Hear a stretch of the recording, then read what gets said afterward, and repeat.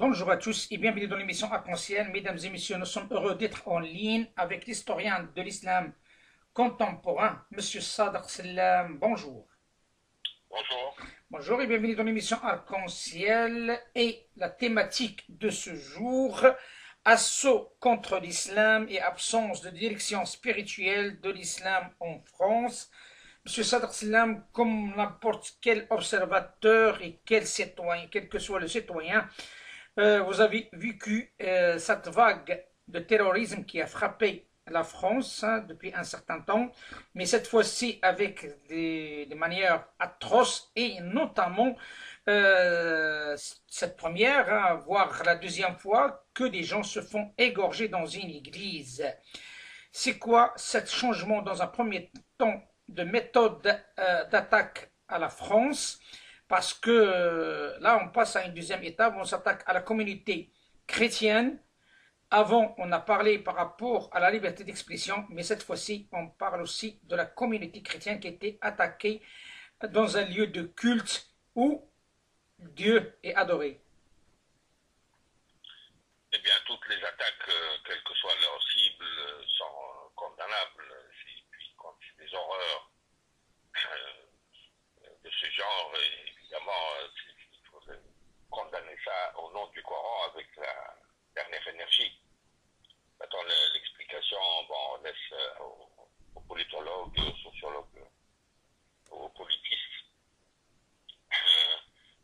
Moi, je me dis, enfin, il y aurait cette crise qui est sans précédent, mériterait plusieurs volumes pour tirer des leçons de ce qui était un peu dissimulé, qui a été révélé par la violence de cette crise, violence au sens symbolique, qui est venue s'ajouter à ces horreurs, qui malheureusement impliquent à chaque fois des prénoms musulmans, même si c'est pas leur provenance n'est pas habituelle, la Tchétchénie, de nouveaux immigrés clandestins qui passent à l'acte le lendemain de leur arrivée en France, etc. Ça mérite d'être repris à tête reposée dans le cadre d'une étude des 3 I dont on a déjà parlé, l'immigration, intégration, islam. Et malheureusement, ça se termine toujours par des attaques contre l'islam en tant que religion, l'islamisme n'étant qu'un prétexte. Et cette crise a montré que beaucoup de forces, de courants intellectuels, politiques, s'en prennent en fait à l'islam. C'est le terrorisme, le radicalisme et l'islamisme qui leur donnent le prétexte de donner libre cours à leur hostilité à cette religion. Et ça pose un problème qu'il faut débattre sans invective. Mais il faut remarquer que Marine Le Pen, les musulmans n'ont pas été insensibles à la décision de Marine Le Pen d'exclure un de ses plus brillants défenseurs, Messia. Elle lui a reproché de ne pas distinguer entre islam et islamisme. Oui. Moi, je ne suis pas insensible à ça. J'ai écrit un livre il y a très longtemps. Olivier Carré a bien voulu lui consacrer un commentaire favorable en disant ce livre aide à distinguer entre le musulman pratiquant un peu instruit, d'un côté, et le militant islamiste tenté par la violence. Donc, ce distinguo était de respecter à peu près. Or, cette fois-ci, non, c'est un énarque, d'origine copte, adepte de la théorie du remplacement, qui se trouve sanctionné par une femme politique qui n'est pas tendre avec les musulmans, habituellement. Donc, c'est dire le côté sans précédent de cette crise, où les musulmans subissent les réactions improvisées, inspirées par l'irrationnel, la passion, le désir de régler des comptes, de vieux comptes avec cette religion et cette communauté, parce qu'il n'y a pas d'études qui permettent de tirer des conclusions de type rationnel qu'on peut exploiter, utiliser par des décisions pour prévenir les crises à venir. Je pense à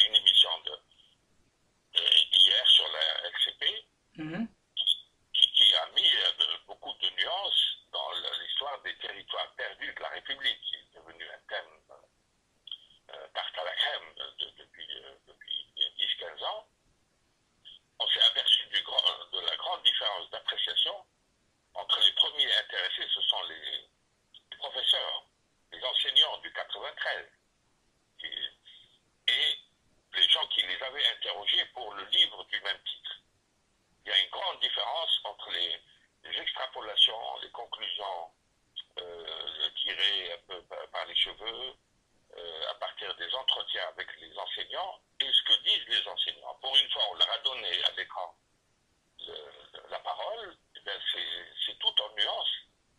Par exemple, le thème préféré de ces idéologues, c'est le refus supposé des élèves d'origine musulmane à écouter les cours sur la Shoah.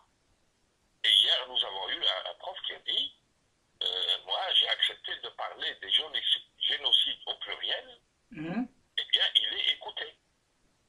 Et moi, je savais par ailleurs que les enseignants qui acceptaient de dire quelques mots, même si ce n'est pas au programme, de la torture en Algérie, sont écoutés religieusement par les élèves musulmans.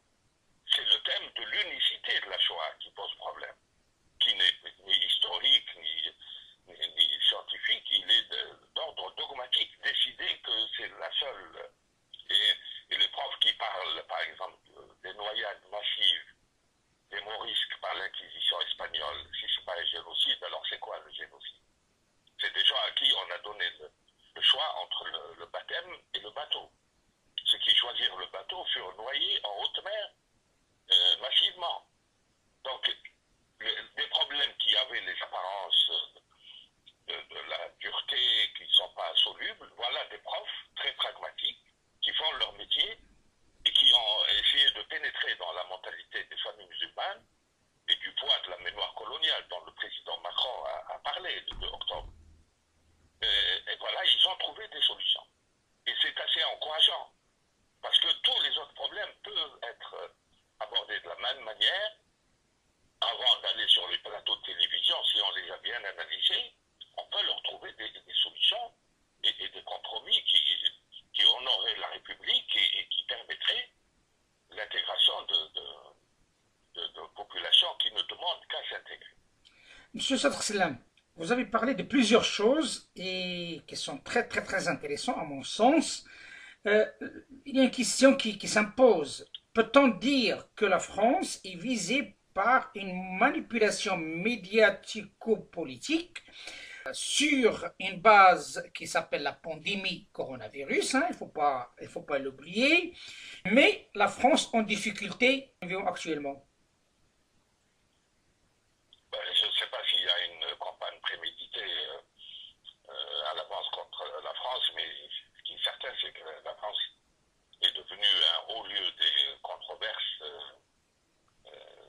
concernant ou qui mettent l'islam vraiment, qui font de l'islam un danger beaucoup plus grave, beaucoup plus important que le coronavirus. Beaucoup d'humoristes, des gens qui ont de l'humour et qui veulent rester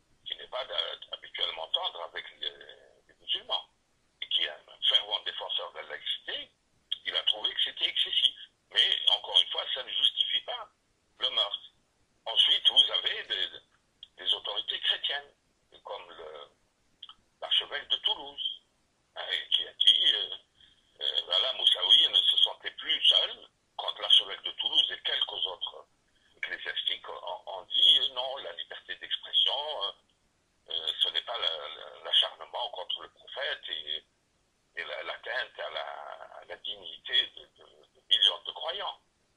Et alors là, ça a été parachevé par la mise sur les réseaux sociaux du texte de Jacques Chirac de 2006. Alors, Jacques Chirac, je sache, n'est pas... Il a agi en républicain où il a demandé à ce qu'on trouve un moyen terme entre la liberté d'expression que nul n'est autorisé à remettre en cause, c'est une spécificité de la France, c'est vrai, mais il y a aussi le respect de la dignité des croyants. Parce que si comme on le fait là sur les plateaux de télévision, et quelques hommes politiques, sans doute dans leur course, dans la recherche des voies sécuritaires et islamophobes, si on déclare la liberté d'expression comme une valeur absolue, indépassable, et qui amène à négliger le respect de la dignité des croyants, eh bien, on crée une démocratie à deux vitesses, une citoyenneté à deux vitesses. Les croyants, les citoyens qui sont croyants dont on néglige la dignité, se sentent comme des citoyens de seconde zone. Le texte de Jacques Chirac veut éviter cette situation parce qu'il avait le souci du vivre ensemble, de la cohésion sociale et nationale. Donc, voilà, le pauvre Moussaoui qui a tous les musulmans derrière lui. Moussaoui, il est plus respecté et écouté par les musulmans de France que le recteur de la mosquée de Paris qui, avant même ces événements, s'est dit Charlie. C'est ça lui reproché par ses propres imams, puisque lui, il dit mes imams. Il parle comme les nouveaux riches. Quand quelqu'un tout seul, à la tête d'une institution religieuse, qui soutient la republication des caricatures contre le prophète, après avoir défendu mordicus la loi anti-blasphème. J'étais là, et c'est les membres du CRIF qui ont enregistré sa déclaration. Il y avait un colloque à la mosquée de Paris où Dalil Boubacar a bien voulu m'inviter, et l'actuel recteur a pris la parole pour dire qu'il faut adopter et faire voter une loi anti-blasphème. Les gens ont cru qu'il voulait faire plaisir à certains militants du CRIF. En fait, c'était pas ça.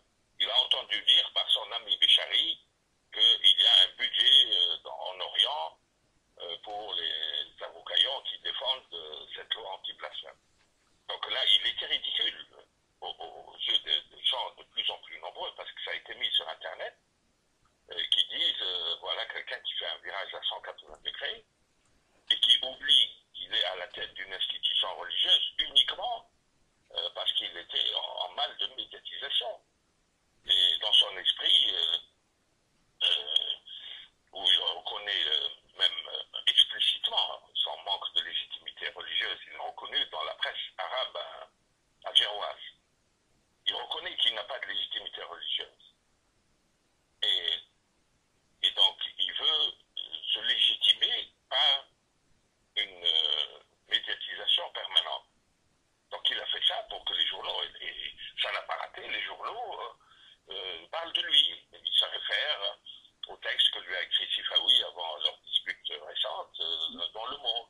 Est-ce que la médiatisation, la surabondante citation par les journalistes à tout faire, et surtout par les polémistes qui font de l'anti-islam leur fonds de commerce, est-ce que ça justifie, ça crée une légitimité? Non, ça l'éloigne de la communauté musulmane, alors qu'il est... Et là, les journalistes, ils ont bonne conscience, parce que ils croient, le recteur de la mosquée représentatif, et comme lui n'a pas réagi, il a donné le feu vert pour la republication dit le prophète, bon, c'est pas important, on peut le diffamer. Ils disent qu'ils croient que tous les musulmans ont une sensibilité religieuse aussi faible que celle de ce affairiste qui s'est aventuré dans le coup d'État du 11 janvier dernier. Et là, c'est une erreur. Au contraire, cette crise a montré que lui, pas représentative. Et les journalistes croient que tous les musulmans de France sont intégrés, acquis à la laïcité au point d'admettre que le prophète soit diffamé par des dessins pornographiques. Monsieur Sadr Sallam, vous avez évoqué, comme je l'ai dit tout à l'heure, plusieurs volets. On va essayer de les détailler si vous le permettez. Dans un premier temps, il y a cette médiatisation du discours et d'intervention, surtout de M. Moussaoui, le président de CFCM, où le recteur de la grande mosquée de Paris est le vice-président. Il ne faut pas l'oublier non plus. Donc, peut-on dire qu'il y a une guerre ouverte, médiatique, voire plus que médiatique maintenant, parce qu'on parle d'alliance avec d'autres forces, hein, et avec une volonté même exprimée sur les réseaux sociaux, comme quoi une volonté pour en découdre avec le CFCM, pose la question suivante. Y a-t-il un conflit ouvert entre M. Mohamed El-Moussaoui et le recteur Shamsuddin Hafid? C'est un secret de polichinelle. D'ailleurs, le recteur est en conflit avec tout le monde, vu ses ambitions pharaoniques. Il ne faut pas oublier qu'il a été imposé à l'émission islamique par Sarkozy et un colonel de l'ambassade d'Algérie. Donc,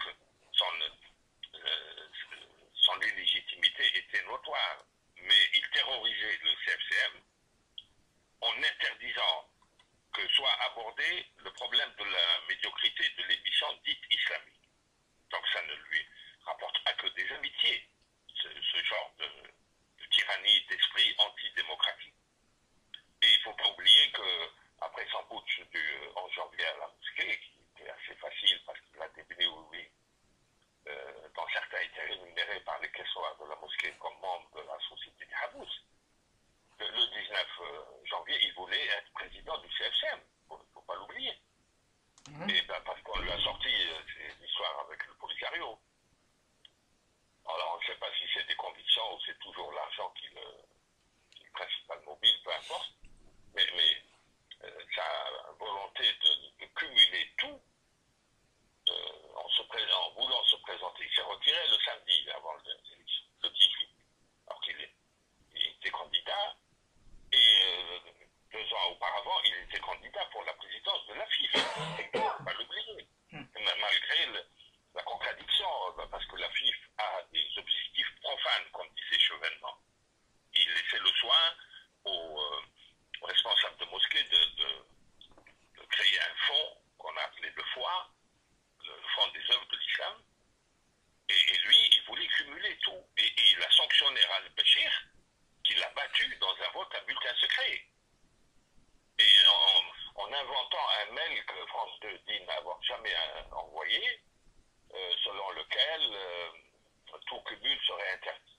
Alors, il interdit à Alep le cumul parce qu'il l'a battu, et lui, il voulait tout cumuler. Tous les aspects de l'islam en France, il voulait mettre son nez. Alors, il a remplacé Alep à l'émission islamique par une jeune franco-iranienne qui connaît assez bien Rumi, le Mousnaoui sur le soufisme, et il vient de se disputer avec elle. On peut consacrer plusieurs émissions à l'émission islamique, parce que maintenant il y a un conflit aussi grave qu'au sein du CFCM. Et ce qui a aggravé l'opposition et la rivalité entre Moussaoui et le recteur, que les fidèles appellent le recteur fantoche, quand ils sortent là, dans la prémesse, comme on dit chez nos amis catholiques. Et Moussaoui a été voir France 2 il y a 15 jours, 3 semaines, pour dire qu'il faut rattacher l'émission au CFCM. Ce qui aurait été très naturel, parce que les jeunes qui s'occupent du culte au ministère de l'Intérieur ne connaissent pas bien l'histoire de cette émission. Elle a été créée par Jacques Merck à la demande de François Mitterrand. Et François Mitterrand a donné un ordre de mission qui permettait à Jacques Merck d'aller dans tous les ministères, à la télévision et tout. Si c'était des bureaucrates de quelques ministères que ce soit, vu la maigre reconnaissance de l'islam qui persiste jusqu'à maintenant, il n'aurait jamais réussi à créer ça. Or, Jacques Merck a regardé autour de soi, il a vu que les autres émissions dépendaient des hiérarchies religieuses correspondantes,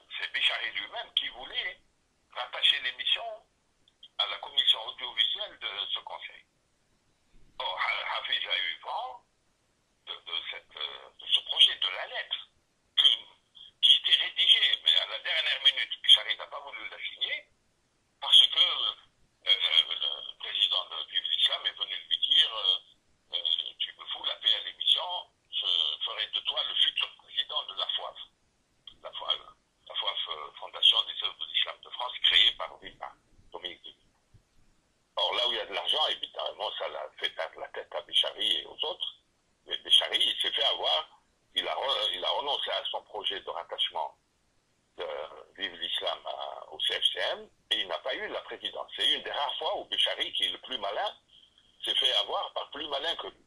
Donc dans ces milieux, on n'est pas intelligent, on est rusé, malin, c'est tout. Intrigant, menteur. Et ce qui fait que quand on a ce genre de travers, on ne peut pas emballer les foules des mosquées qui apprennent la droiture, que le mensonge est interdit, surtout à l'intérieur des mosquées.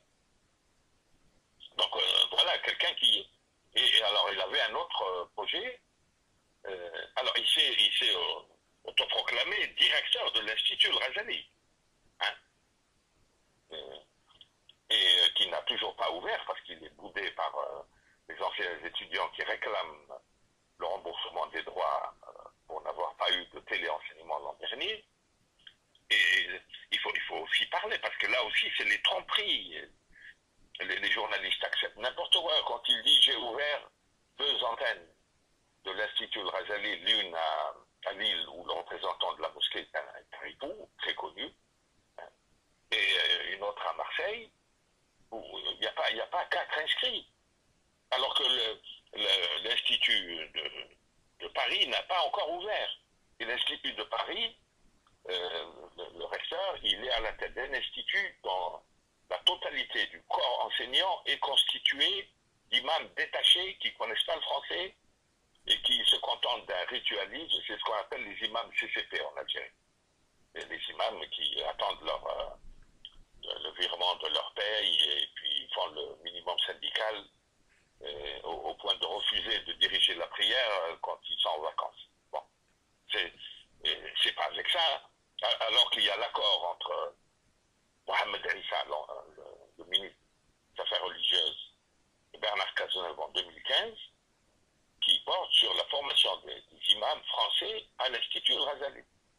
Alors, on ne va pas former des imams alors qu'il y a une élite ici, on peut avoir un corps enseignant fait de maîtres de conférences.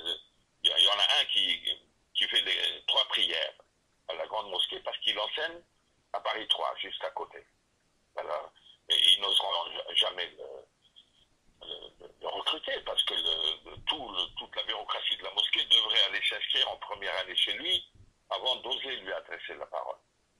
Donc voilà encore une supercherie qui va durer encore quelques années à cause de ce que eux croient être une complaisance des autorités qui s'occupent du culte. Une autre supercherie qui date du discours de Mulhouse où le président Macron a dit qu'il a annoncé la fin des détachements d'imams et la fin des enseignements dits ELCO, enseignements des langues et cultures d'origine. Or, depuis cette date, il y a un projet entre la mosquée de Paris et l'ancien responsable de l'ELCO qui normalement devrait rentrer en Algérie et qui n'est pas un spécialiste de l'enseignement, hein, c'est un officier de renseignement. Il est dans le renseignement plutôt que dans l'enseignement. Bon, on peut même citer son nom. Et il y a des tractations pour ouvrir une école privée déclarée comme association de loi de 1901, de manière à maintenir l'enseignement des ELCO sous une autre forme, une forme reconnue par l'administration vu le laxisme attribué à la loi de 1901. Et on vient de nous dire que le gros bras de la mosquée de Paris aurait demandé qu'on lui attribue le siège de l'ancien consulat d'Algérie à la rue d'Argentine pour ouvrir cette école qui serait une sorte d'ELCO avec un changement de nom seulement. Si on a supprimé l'ELCO, c'est qu'il y a des raisons. Ce n'est plus adapté. On veut la maintenir uniquement pour maintenir des virements dont une partie alimente quelques caisses noires qui sont de plus en plus connues, et sans parler de l'ébruitement de la liste complète d'au moins une dizaine de faux diplômes décernés par l'Institut, qui perd toute sa crédibilité. Et tout ça pour dire que le nouveau recteur, il a une carte de visite recto verso, et maintenant il va avoir besoin d'une deuxième carte pour mettre toutes ses attributions. Et donc il est normal qu'il rentre en conflit avec Moussaoui pour revenir. Oui, et il a profité bon, l'histoire du boycott, franchement, moi je connais pas beaucoup de musulmans de France qui soient pour le boycott. Bon. Mais seulement bon, dans les milieux économiques et surtout militaires, on avait peur qu'on passe au boycott des contrats d'armement. Là, ça aurait été assez douloureux pour l'économie française.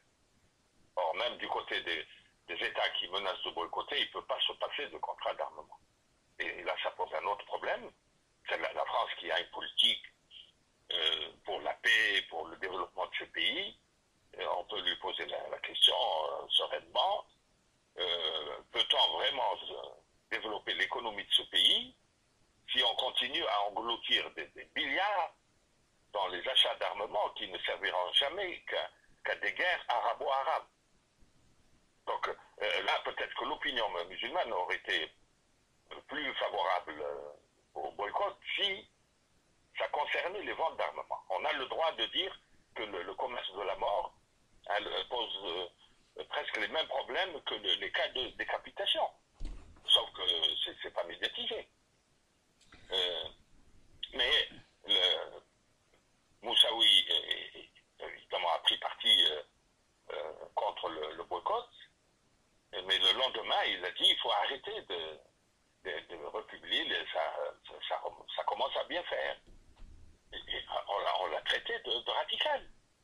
Et le recteur de la mosquée a enfoncé le clou en se présentant comme le champion de la liberté d'expression et le champion de l'oubli de la dignité des croyants qu'il dit par ailleurs représenter. Donc il y avait une querelle entre eux. Alors maintenant, il y a la folklorique conférence de presse d'avant-hier, hein, où on a vu la vidéo qui ne filmait que la tribune, parce que les gens qui étaient là assurent que la salle était vide. Donc quand on fait appel à tout ce qui est personnel de l'islam en France, et on n'a que Kbibesh Fassassi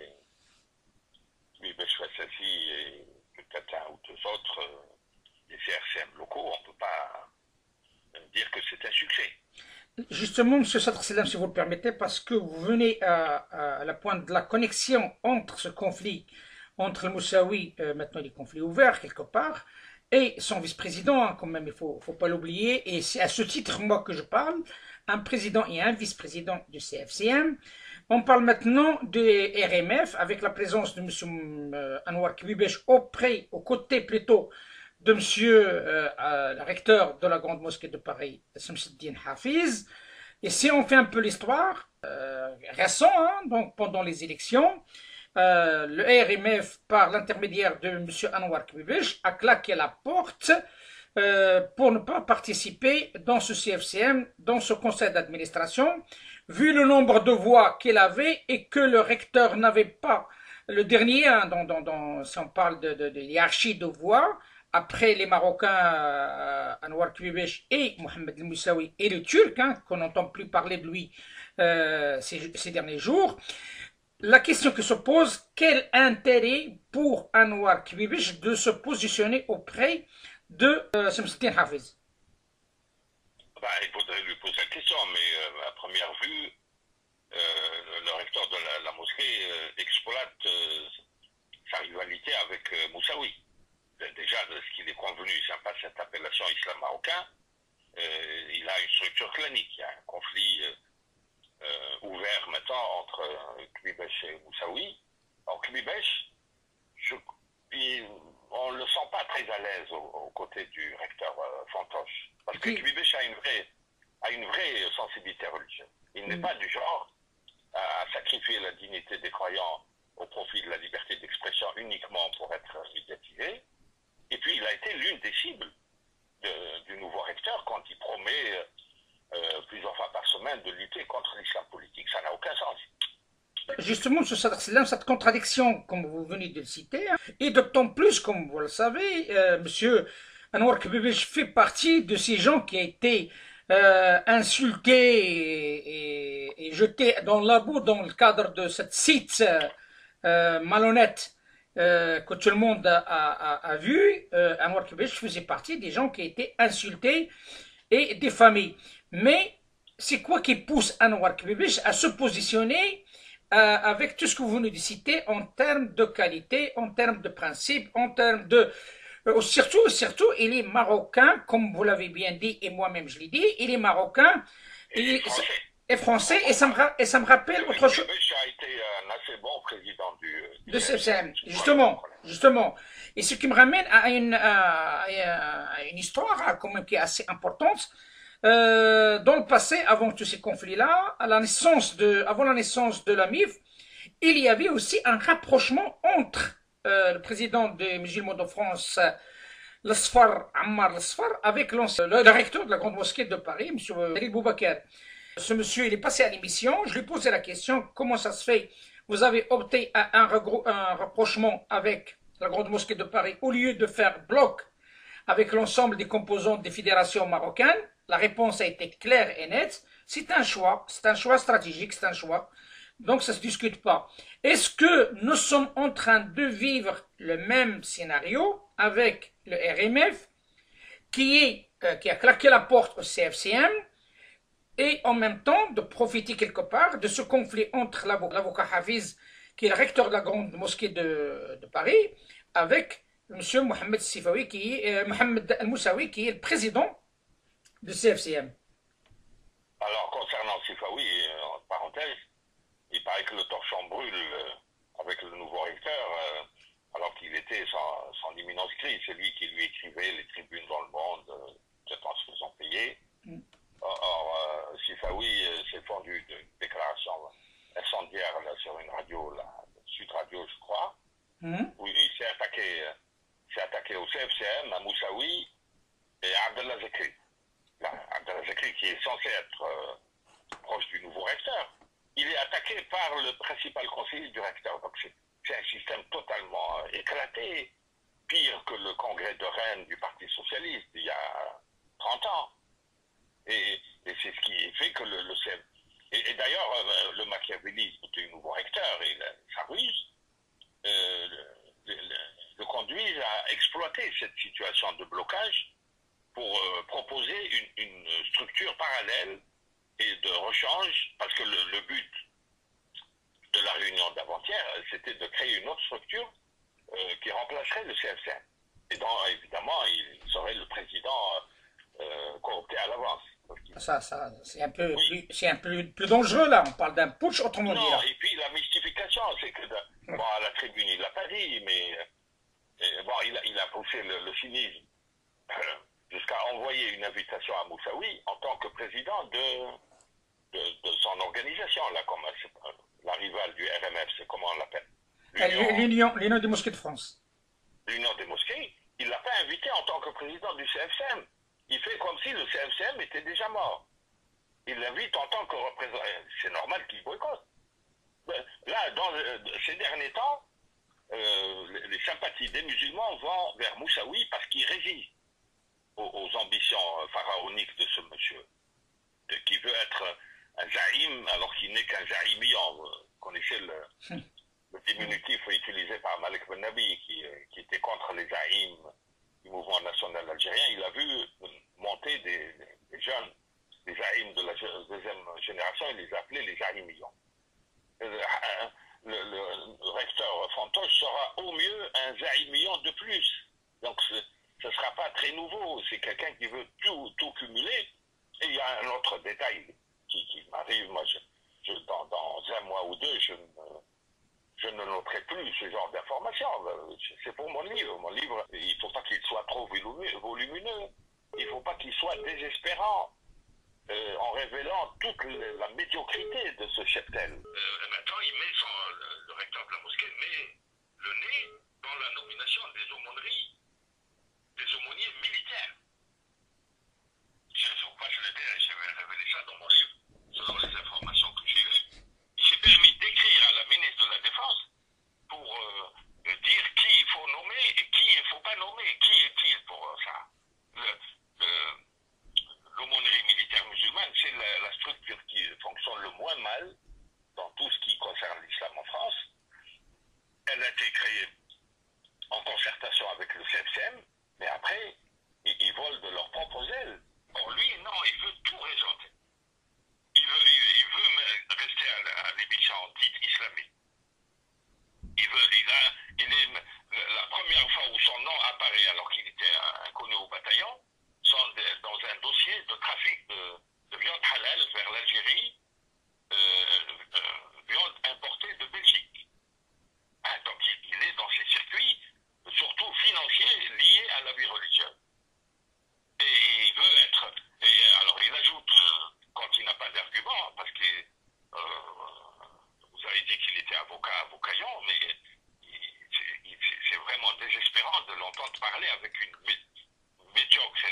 les avocats sont assez éloquents. C'est pas son cas.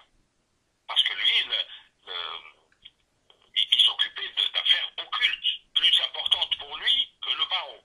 C'est pour ça qu'il n'est pas éloquent. Et il ajoute à sa mauvaise argumentation un bluff où il a dit j'ai le soutien en haut lieu. Donc l'idée de créer un autre CFCM, là ils ont été reçus, je crois, hier, le bureau du CFCM, il est très malheureux de n'avoir jamais eu de tête-à-tête avec Macron.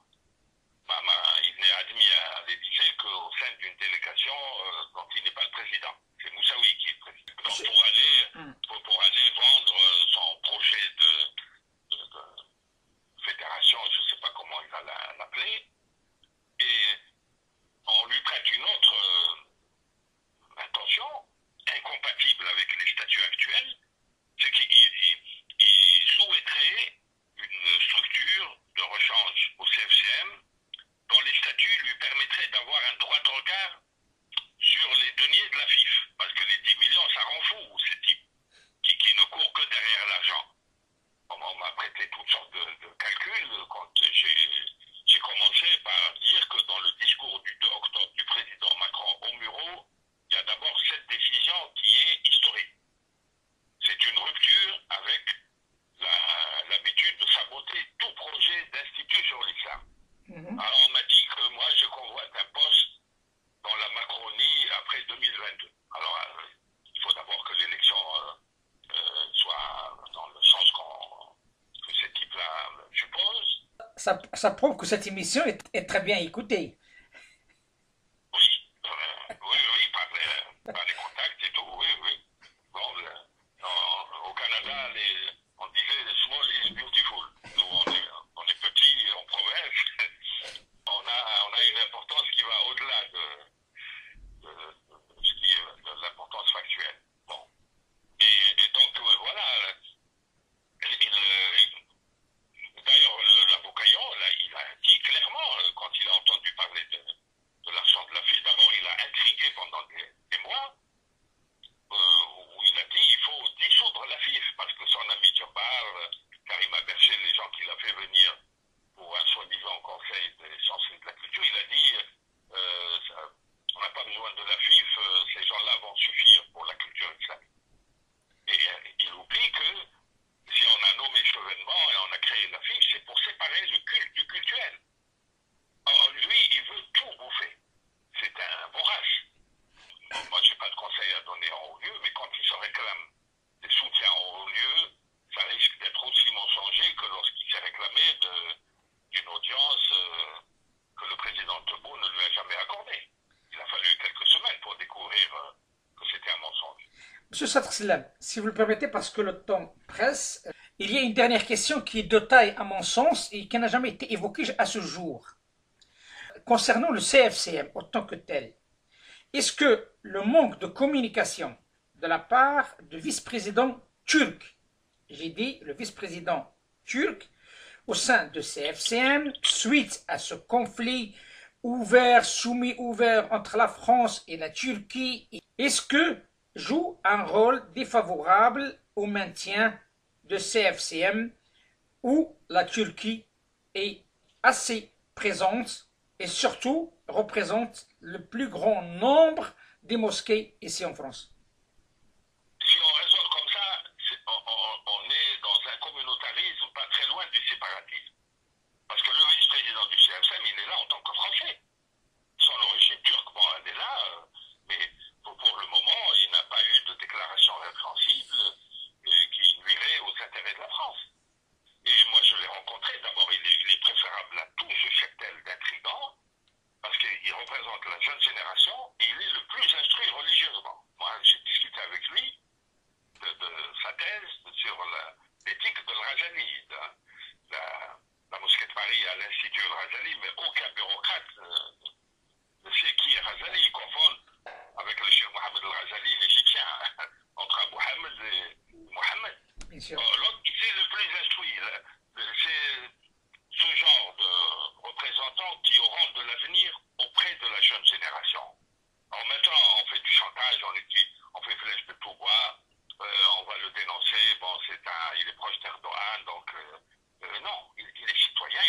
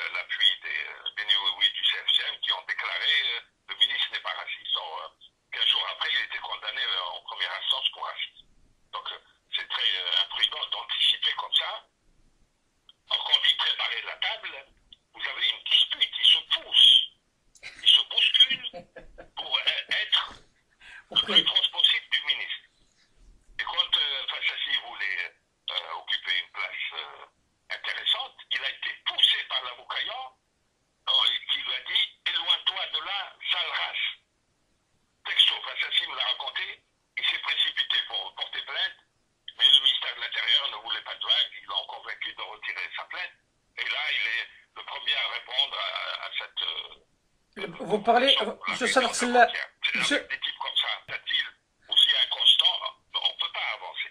monsieur Salah, vous parlez du recteur de la grande mosquée de Paris qui a dit à ce monsieur, pousse-toi de là, sale race. Salras, oui, c'est Fassassi qui me l'a raconté, il l'a envoyé dans plusieurs mails, plusieurs SMS. Oui, il y a eu une plainte qui a été retirée sur intervention du ministère de l'Intérieur. Alors là, je comprends plus rien là. Là, Si, malheureusement, il y a pire que ça. Il y a pire que ça. Et, alors, c'est un point où l'avocat a raison, c'est que le CRCM est bloqué. Mais si on le laisse créer une structure à sa mesure, ça va être encore plus bloqué parce que la représentation de l'islam servirait des ambitions individuelles, claniques, et des gens, parce que lui et celui qui lui donne des ordres à la mosquée, ont joué leur va-tout en précipitant la démission de Tadil quand ils ont perdu tout leur soutien en Algérie et surtout leurs prérogatives. Lui, il avait au moins une dizaine de salaires d'avocat forfaitaire et d'autres grossiers personnages avec toutes sortes de caisses noires qui mériteraient des enquêtes poussées pour les découvrir toutes. Voilà, donc c'est des gens qui n'ont aucune légitimité religieuse, qui croient se légitimer en occupant l'espace médiatique, au besoin en payant du bakchich en Algérie.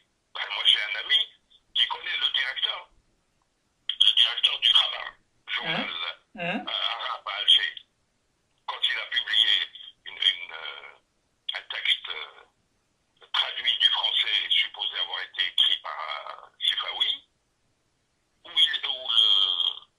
le recteur Fantoche dit exactement le contraire de ce qu'il dira la semaine d'après sur RTL, où il a eu ce lapsus qui aurait dû lui rapporter le mur du sang du canard enchaîné ou la loi d'honneur, les déclarations qui sortent de l'ordinaire, mais comme le canard écoute Sifawi, il est protégé provisoirement. Il a dit, le recteur, sallallahu alayhi wa sallam, il voulait parler du prophète, il a parlé de lui. Donc ça donne une idée de son trouble et de sa mégalomanie. En 2015, l'Express a eu le courage d'écrire un article remarqué en disant en France, le terrorisme enrichit beaucoup plus qu'il ne tue. C'était une allusion aux sommes colossales distribuées sous l'effet de l'émotion et de la peur au titre de la déradicalisation dont on ne sait toujours pas ce que c'est. Or maintenant, le terrorisme et les drames que nous venons de vivre, le recteur de la mosquée de Paris veut les exploiter à son profit pour occuper l'espace médiatique. C'est indigne.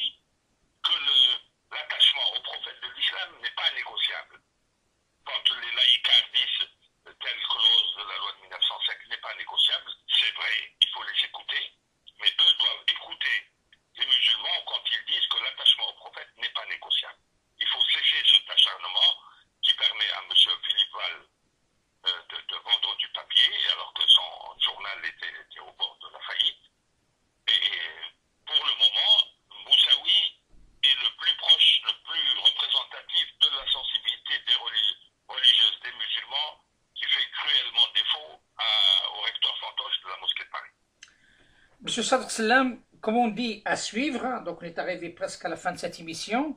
Il y a beaucoup de choses qui ont été évoquées, qui méritent aussi d'autres émissions pour plus d'éclairage. On verra bien, le temps le dira, sur cet rapprochement entre les RMF et le recteur de la Grande Mosquée de Paris, et en même temps cette idée, hein, cette problème qui se pose, est-ce que le CFCM sera dissous ou pas? Est-ce qu'il y aura un putsch officiel contre le CFCM?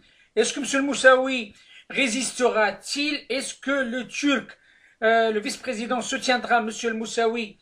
Et en même temps, les fédérations, attention, on parle des fédérations, on ne parle pas de personnes aussi, c'est très important, les fédérations suivront ces manœuvres qui peuvent être fondées ou infondées, et notamment cet rapprochement entre le RMF au nom de M. Anwar Kiloubish et M.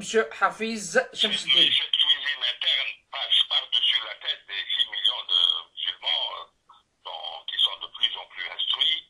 Le fait que ce soit X ou Y qui soit président, qui soit reçu, c'est le dernier de leurs soucis.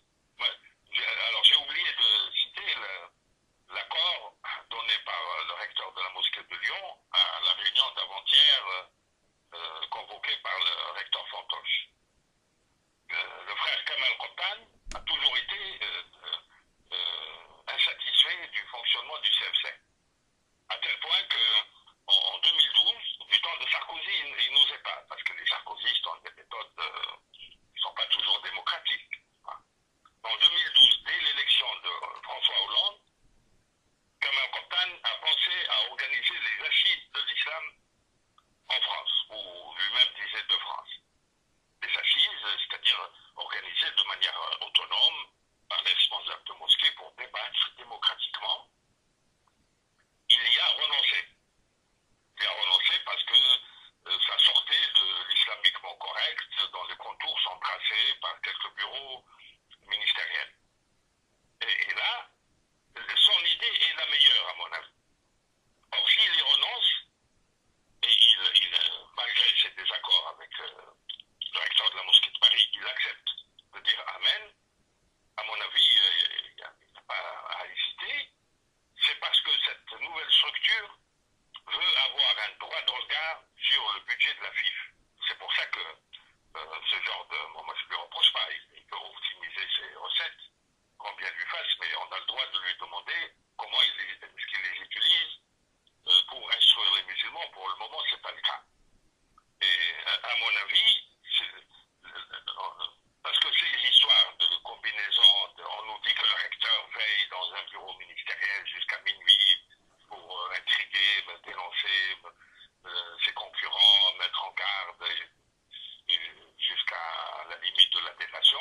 Bon, ça n'intéresse personne, ça. L'idée d'assise de l'islam en France qu'a eu le frère Kottan reste la bonne. Et à mon avis, s'il y a en haut lieu, il n'y a pas que des gens qui soutiennent des clans contre les autres. Et à mon avis, il faudrait que d'un mal sorte un bien.